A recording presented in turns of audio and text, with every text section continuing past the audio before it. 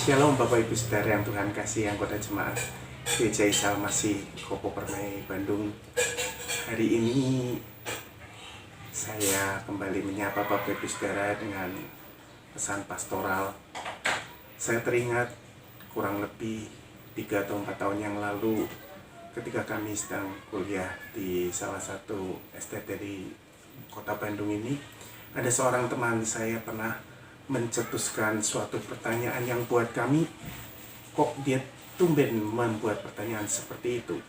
Dia tanya gini, kira-kira menurut kalian teman-teman, mungkin gak sih satu saat kita bisa melakukan ibadah secara online, tidak harus bertemu muka seperti yang biasa kita lakukan. Waktu itu kita semua ketawa, bisa sih, tapi tunggu sekian lama, tunggu 10 atau 15 tahun lagi. Waktu itu kami dalam guyonan itu ngomong seperti itu, saudara. Tapi hari-hari ini kita terkejut. Ternyata apa yang pernah dicetuskan oleh teman kami waktu itu sekarang kejadian, saudara. Hampir semua gereja membuat ibadah online. Kenapa? Karena dengan pandemi virus corona yang saat ini sedang mewabah di berbagai negara, termasuk di negara kita, pemerintah kan membuat kebijakan-kebijakan untuk kita tidak boleh melakukan kumpulan orang banyak, termasuk di dalamnya ketika kita beribadah. Ya.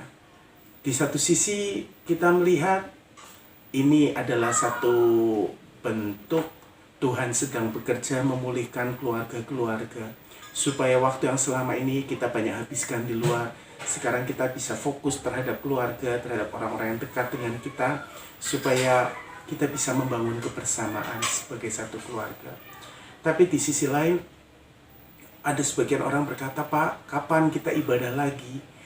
Kita udah kangen nih, pengen ibadah lagi, ketemu dengan saudara-saudara seiman yang lain. Lalu kemudian saya mulai merenungkan, sebetulnya ibadah yang sesungguhnya seperti apa sih? Apakah ketika kita sedang berkumpul di gereja rame-rame, menaikkan pujian, pengagungan penuh dengan sorak-sorai, kita dengar khotbah yang berapi-api, yang membuat kita termotivasi.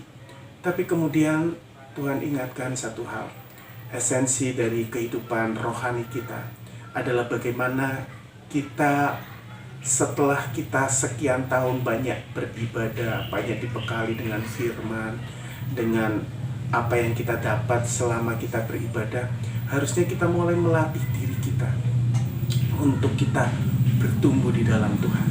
Ada satu ayat saya ingin bagikan untuk Bapak Ibu Saudara, diambil dalam suratan Yudas pasal yang pertama, karena Yudas memang satu pasal ya Bapak Ibu Saudara. Yudas ayat yang ke 20. Yudas 1 ayat 20 dikatakan, akan tetapi kamu saudara-saudaraku yang kekasih, bangunlah dirimu sendiri di atas dasar imanmu yang paling suci, dan berdoalah dalam Roh Kudus. Ayat 21-nya, peliharalah dirimu demikian dalam kasih Allah, sambil menantikan rahmat Tuhan kita Yesus Kristus untuk hidup yang kekal. Penulis surat Yudas katakan, bangunlah dirimu sendiri di atas dasar imanmu yang paling suci, dan berdoalah dalam Roh Kudus. Saudara, ketika saya membaca ayat ini, saya diingatkan Tuhan, ini loh saatnya kita harus membangun diri kita di atas dasar iman kita yang paling suci. Bukan karena fasilitas kita bisa beribadah dengan sorak-sorai, rame-rame ketemu orang banyak, tapi ketika kita sendiri, iman kita ini diuji. Apakah kita bisa membangun diri kita di atas dasar iman kita yang paling suci? Ketika kita bersaat teduh secara pribadi, kita membaca Alkitab, kita berdoa, kan kita sedang ada kegerakan doa tuh setiap malam di jam 9 sampai jam 10. Ayo kita terlibat bersama-sama, kita satukan doa kita. Walaupun kita tidak ketemu secara fisik, tapi kita percaya doa-doa kita akan mempersiapkan suatu api kebangunan rohani yang besar yang sedang Tuhan kerjakan lewat doa-doa kita. Dan ketika kita bersaat teduh membaca merenungkan firman, ketika kita mengikuti ibadah yang di-share lewat channel-channel YouTube atau link yang diberikan, Bapak Ibu Saudara, itu sedang membangun iman kita di atas dasar yang paling suci. Bukan karena pengaruh fasilitas, karena ketemu orang kita seneng, enggak. Tapi ketika kita pribadi ketemu Tuhan, itu yang paling penting. Dan bukan cuma membangun imanmu yang paling suci, tetapi juga berdoalah dalam Roh Kudus. Kita perlu berdoa.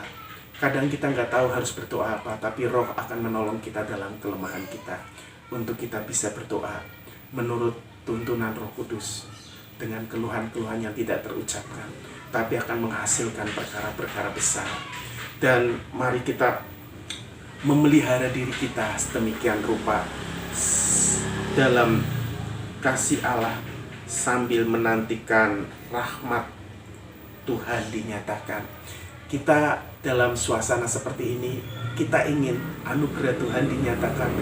Wabah virus corona cepat berlalu, tapi selagi kita menantikan itu, mari nantikan dengan tekun, membangun iman yang di atas dasar yang paling suci, berdoa dalam Roh Kudus dengan keyakinan kita sedang mempersiapkan sesuatu di alam roh, suatu kebangunan rohani. Kiranya Tuhan menolong saudara dan saya menjadi umat Tuhan yang mengerti kehendak Allah, membangun diri kita di atas iman yang paling suci, dan kita bisa berdoa dalam Roh Kudus. Tuhan memberkati kita sekalian.